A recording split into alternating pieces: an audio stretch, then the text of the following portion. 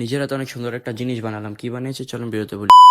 Hello guys, কি অবস্থা? সবাই কেমন আছেন? তো ইদানিং দেখছিলাম যে ব্র্যান্ড লালনের একটা নতুন গেঞ্জি বের হয়েছে নতুন ডিজাইনে। তো ভাবছিলাম সেটা কিনবো, তারপরে হঠাৎ মনে হলো যেহেতু আমাদের দোকানে বানানো যাবে তাহলে আর কিনবো কেন। তো ভাবলাম কিন্তু গেঞ্জিটা আমি নিজের হাতে বানাবো, এই জন্য কিন্তু দোকানে চলে আসছি। দোকানে আসার পর দোকানটা খুলে সুন্দর করে গুছগাছ করে নিলাম, এরপরে কম্পিউটারে বসে পড়ছি। তো তারা মূলত যে ডিজাইনটা বের করছে আমি সেই ডিজাইনটাই বসাবো হালকা পাতলা এডিট করে। তো সেই জন্য তাদের গেঞ্জি থেকে ডিজাইনটা নিয়ে হালকা পাতলা একটু এডিট করে নিয়েছিলাম। তারা হচ্ছে মূলত কালো গেঞ্জির ভিতরে সাদা কালার লেখা দিয়েছিল এবং আমি হচ্ছে সাদা গেঞ্জির ভিতরে লাল কালার লেখা দিব।